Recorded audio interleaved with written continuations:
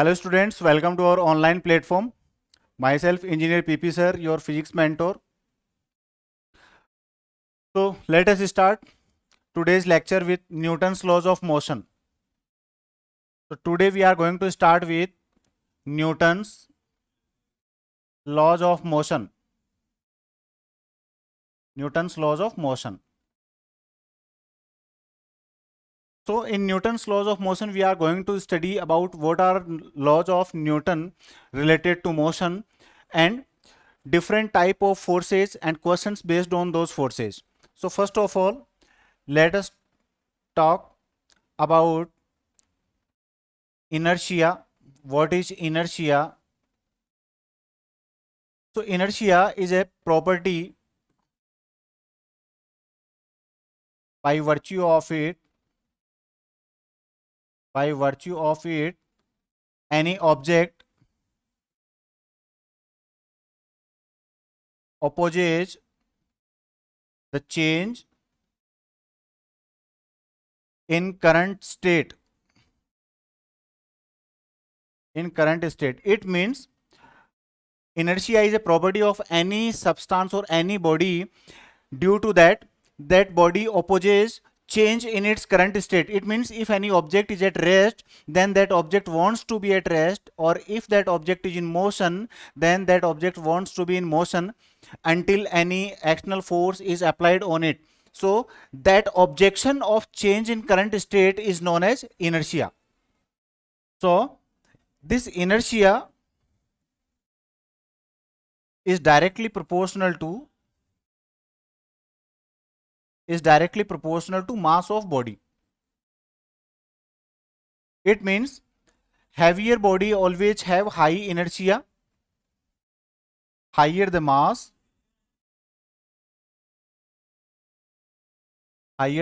larger the inertia. Heavier bodies always highly opposes the change in its current state. So this is the concept of inertia. Now, first law of motion, first law of Newton's related to motion, first law is known as law of inertia. It is known as law of inertia. This law can be categorized into three parts. Inertia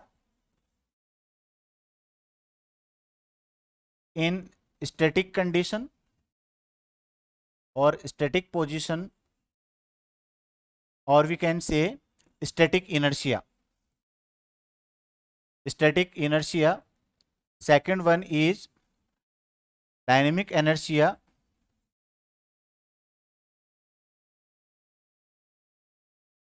or you can say inertia in motion.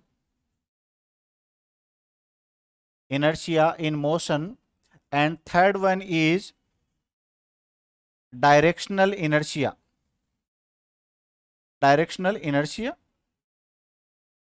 Or you can say inertia in a particular direction.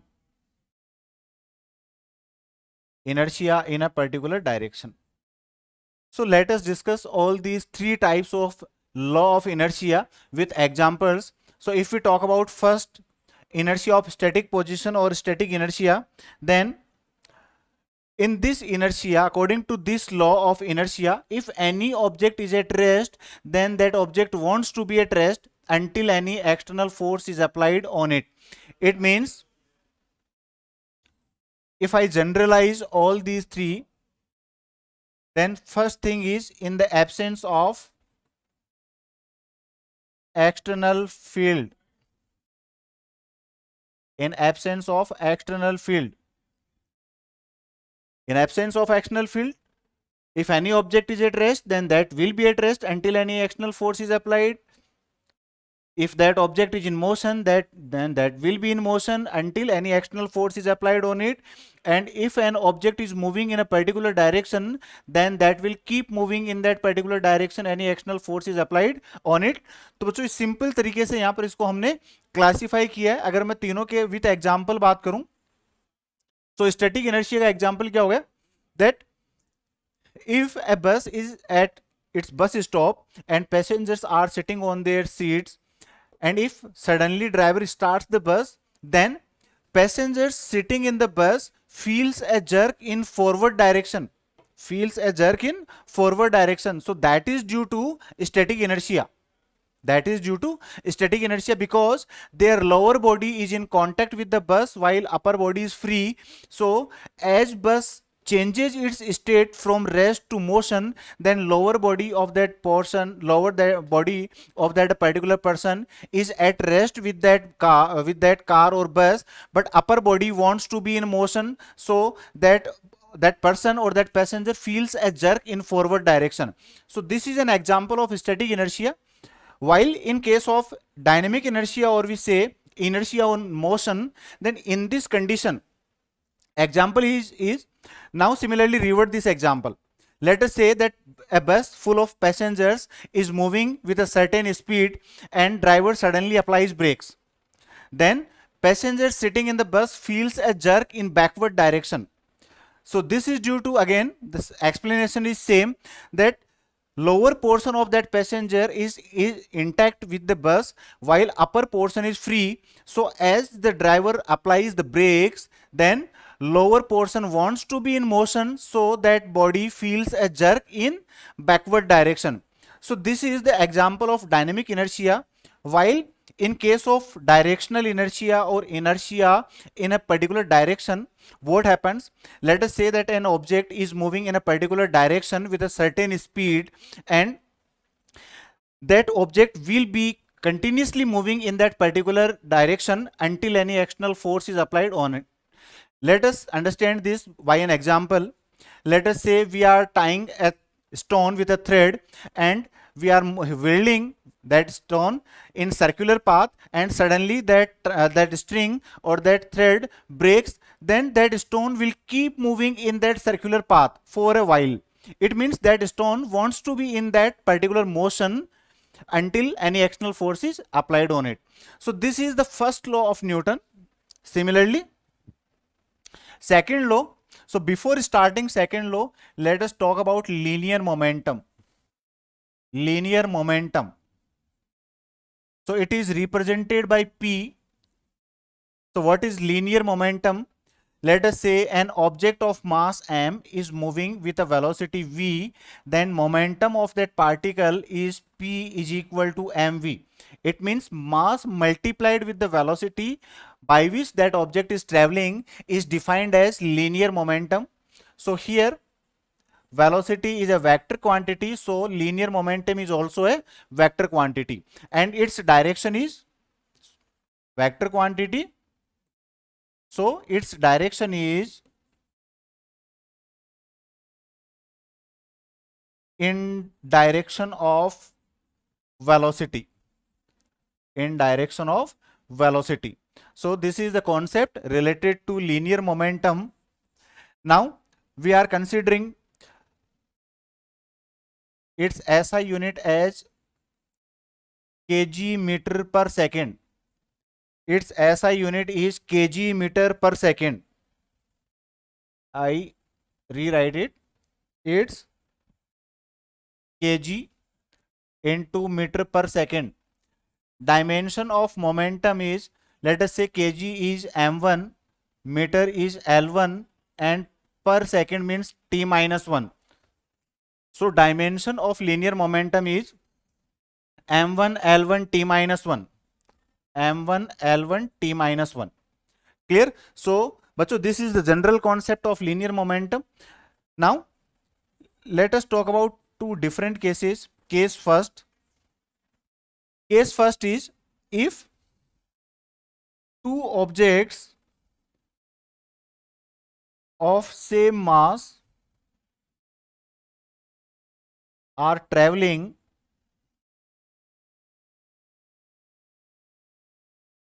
with different velocities,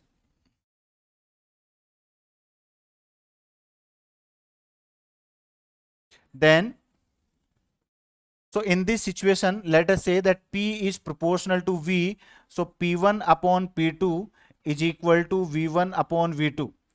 It means if two objects of similar mass are traveling by different velocities, then their momentum becomes equal to ratio of their velocities. Ratio of their momentum becomes equal to ratio of their velocities, or you can say that in that situation, if mass is constant, then momentum is directly proportional to velocity.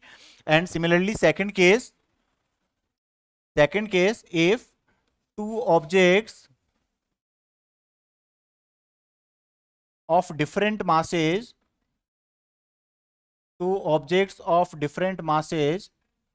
are traveling with similar velocities,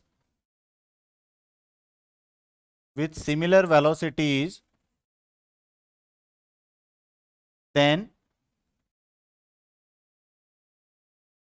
P is proportional to m. So in this situation, velocity is constant. It means momentum is directly proportional to mass. Higher the mass of object, higher the momentum. So if we compare their momentum, then P1 upon P2 is equal to m1 upon m2. So these are some certain conditions related to momentum. Now let us talk about second law. So second law of motion is, according to second law, that any external force applied on an object, is directly proportional to rate of change of momentum. It means F proportional to dp upon dt. If we remove proportional sign, then we get a constant K. And in SI system, value of K is always 1. So F is equal to dp upon dt. It means external force applied on an object is equal to rate of change of momentum. If we place momentum P is equal to mv, then we can say that F is equal to d upon dt, and change in m into v with respect to time. So see, here mass of object is always constant. It means velocity is variable. So we can say F is equal to m dv upon dt, and dv upon dt is known as acceleration. So our force becomes equal to F is equal to ma. So this is the relation of second law, F is equal to dp upon dt, and from here we can conclude that force is equal to mass multiplied with acceleration of the particle or object. See, here we are considering mass as constant.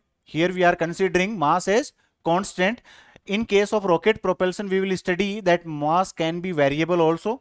So we will discuss variable mass in case of rocket propulsion. So here F is equal to ma if motion is under gravity.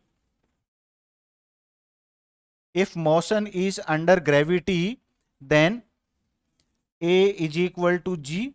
So F is equal to m into G. So in this situation, this force becomes equal to weight of the object. So this is the second law of Newton. Similarly, third law. So third law is known as law of action reaction.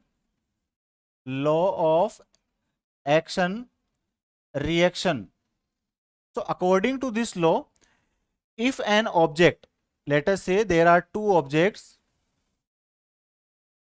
object A and B,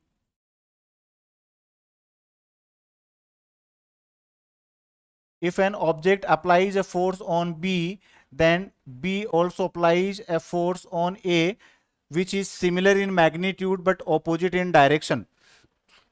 So if I say that FBA is force on B due to A, FBA is force applied on B due to A, then this becomes equal to FAB vector which is force on A due to B. Means B is applying a force on A, that is FAB, and if A is applying a force on B, then it becomes FBA. So according to law of action reaction, FAB vector is equal to minus of FBA vector. So equal magnitude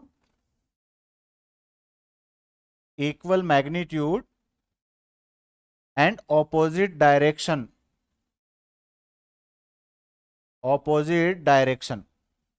ये होना चाहिए भाई यहां पर law of action reaction में. One more thing, it is not compulsory that FBA is action or FAB is reaction. Simply, if there are two forces, then consider any one force as reaction, then another force becomes as reaction. If any one force is action, then another force becomes as reaction. So this is the concept. Another one is action and reaction. Action and reaction always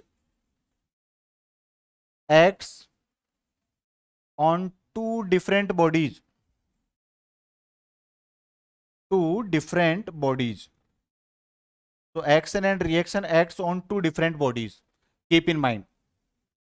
तो अब action reaction लो के बच्चों examples की अगर अपन बात करें, सो our motion, let us say our motion, if we let us say that we are applying a force on ground. हम बच्चों अपन ग्राउंड पे एक फोर्स अप्लाई कर रहे हैं, तो क्या हो रहा है, ground is pushing us, upon ground को पुल करते हैं यहां पर, तो हमें ग्राउंड क्या करता है, पुश करता है. अपन यहां पर कोई फोर्स अप्लाई करते हैं तो ग्राउंड भी उसके रिएक्शन में क्या करता है, हमें पुश करता है, जिसकी वजह से हमारी मोशन यहां पर होती है. तो this is action and reaction. Similarly इससे भी अच्छा है एग्जाम्पल एक और लो. Let us say that a person is moving in a boat and the boat reaches at river bank.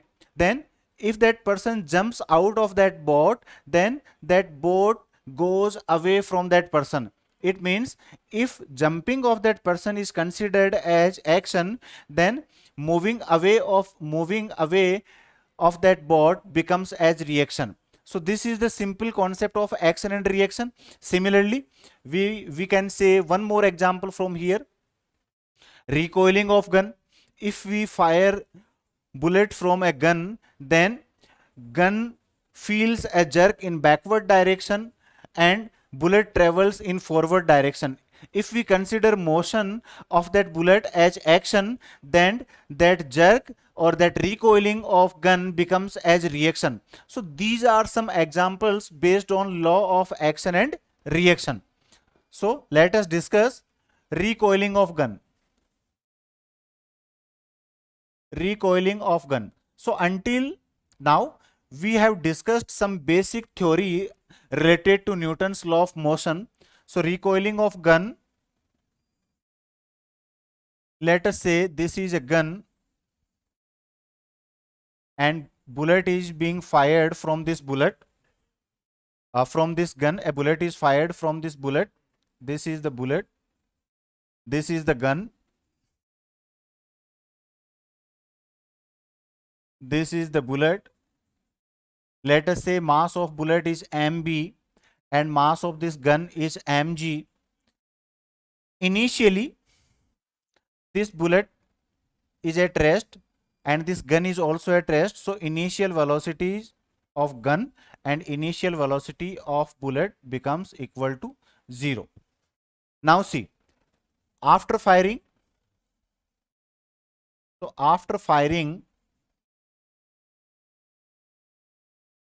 what happens? Let us say this is that gun.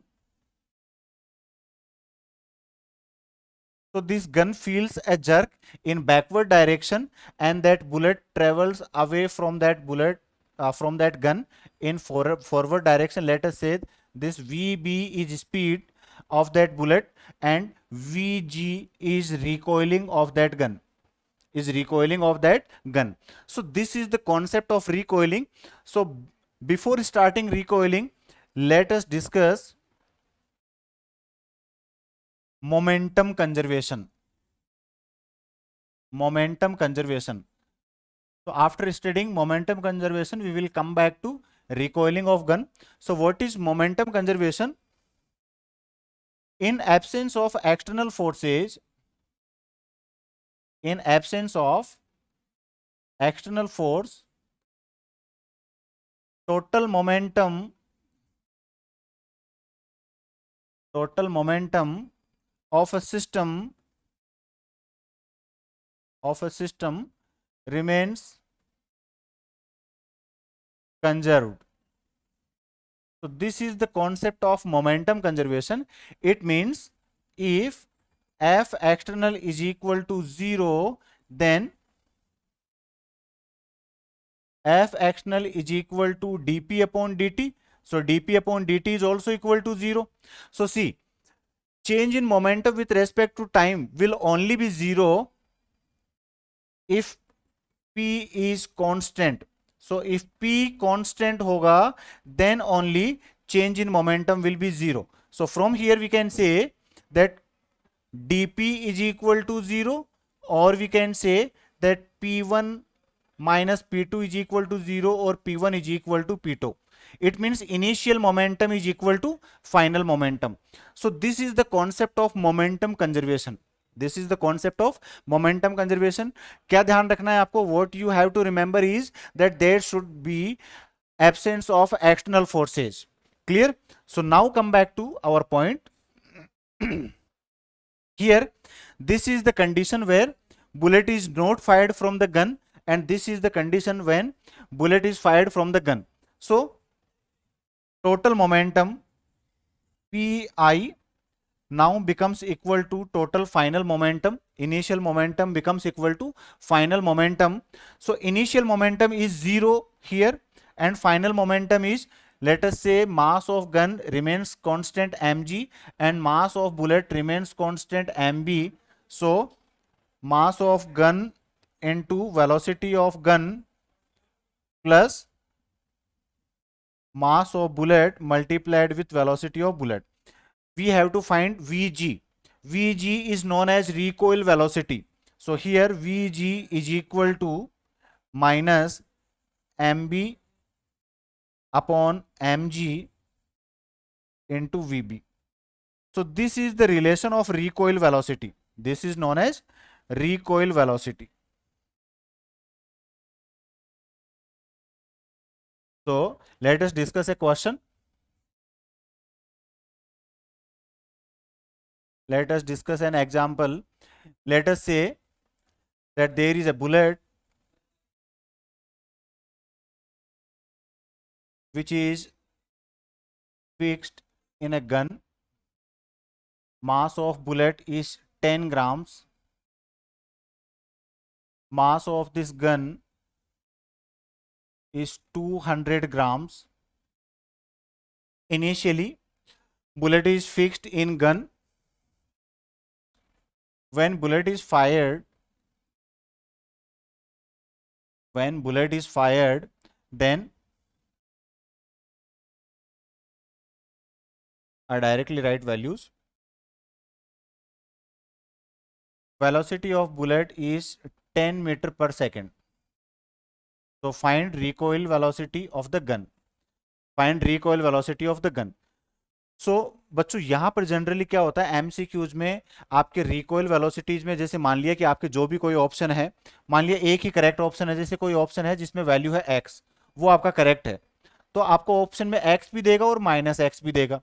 और अगर question में बोल दिया recoil velocity of the gun, if you are asked recoil velocity of gun, it means negative sign itself is included in that value.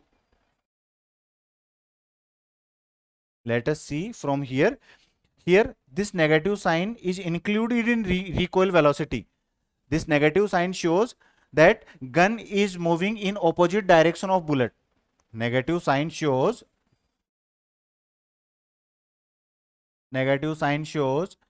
gun travels in opposite direction of gun of bullet.